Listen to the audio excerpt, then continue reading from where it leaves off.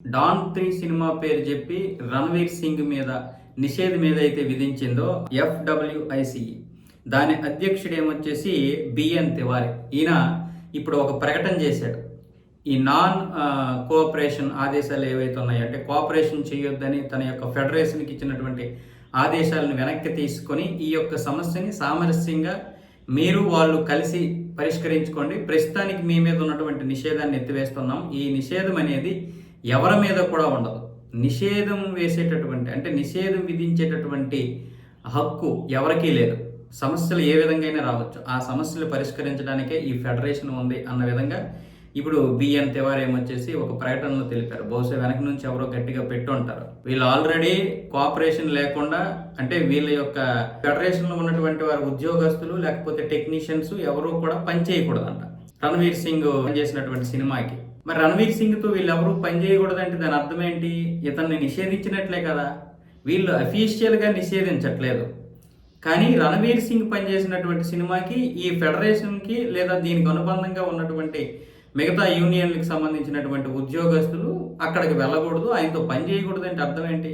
మొత్తం యూనియన్లు అంటే అన్ని యూనియన్లు ఉంటాయి, ఫెడరేషన్ కింద యూనియన్లు అన్నీ ఉంటాయి. మరి ఆ యూనియన్లో ఉన్నటువంటి వారు ఎవరూ కూడా పని చేయకూడదు అంటే ఇంక సినిమా ముందుకు వెళ్ళగలుగుతుంది.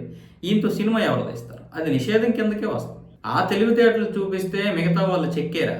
బహుశా వెనక నుంచి ఎవరు చెక్కుంటారో తెలియదు, కానీ వీళ్ళందరూ ఇప్పుడు వచ్చి అలాంటిదేం లేదు, నాన్ కోఆపరేషన్ ఆదేశాలన్నీ కూడా మేము ఎత్తేస్తున్నామని చెప్పి ఇప్పుడు అంటున్నారు. పైగా రణవీర్ సింగ్కి వీళ్ళు సలహాలు ఇస్తున్నారు, మీరు వాళ్ళు కలిసి కూర్చోండి, సామరస్యంగా పరిష్కరించుకోండి.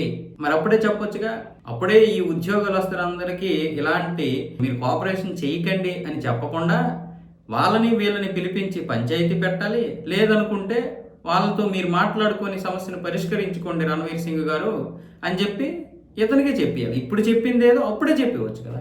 అంటే వెనక నుంచి పెద్ద కథ నడిచింది ఈ విషయంలో. వీళ్ళు దారికి వచ్చేసారంటే మీరు ఇలాగే ఓవర్ యాక్షన్ చేస్తే తర్వాత సంగతి వేరేగా ఉంటుందని ఎక్కడి నుంచి ఫోన్ రావాలో అక్కడి నుంచి వచ్చింది. ఎవడు స్పందించాలో వాడు స్పందించాడు. అమిత్ షాకి ఏమి తెలియకుండా ఉంటుందా? లేకపోతే అమిత్ షా ఏమి వచ్చి ముంబైలో వచ్చి కాల్ పెట్టాలా? అమిత్ షా ఒక్క ఫోన్ కాల్ కొట్టాల్సిన అవసరం లేదు. అమిత్ షా ఒక్క రియాక్షన్ ఇస్తే చాలు పరిస్థితులు ఎలా ఉంటాయో. ఆనాటి పరిస్థితులు కాదు కదా. అమిత్ షా గారికి తెలుసు ఎక్కడ ఏం జరుగుతుందో, ఎక్కడ ఏం చేయాలో ఆయనకి తెలుసు. ఇందులో వాళ్ళు డైరెక్ట్గా ఇన్వాల్వ్ అవ్వాల్సిన అవసరం లేదు.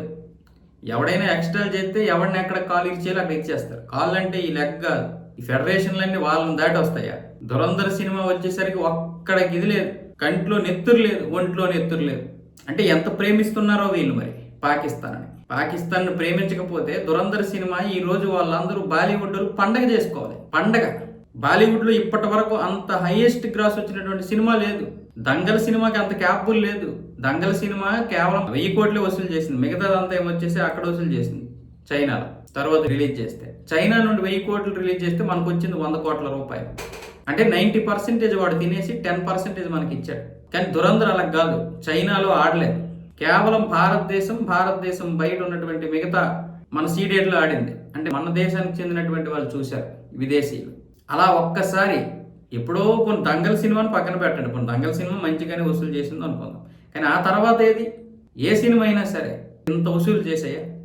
పటానికి 1000 కోట్లు వచ్చేసరికి మరి అంత పెద్ద హంగామా చేశారు. మరి దురంధర్ సినిమా 1400 1700 కోట్లు వసూలు చేస్తే ఏం మరి కనీసం మాట్లాడలేదు, ఒక్కడైనా వచ్చి కనీసం కామెంట్ చేశాడు? మీరందరూ బాలీవుడ్లో ఉన్న హీరోలు, డైరెక్టర్లు అందరూ పండగ చేసుకోవాలి కదా. అంటే మీరు పాకిస్తాన్ని ఎంత ప్రేమించారో అర్థమవుతుంది. కొంతమంది భయపడిపోయారు. ఎవడైనా ఒకవేళ మనం ప్రశంసిస్తే మన మీద దృష్టి పెడతారేమో ఆ మాఫియా అంతా, కొంతమంది భయంతో చచ్చారు, కొంతమంది ఏమొచ్చేసి అసూయతో చచ్చారు.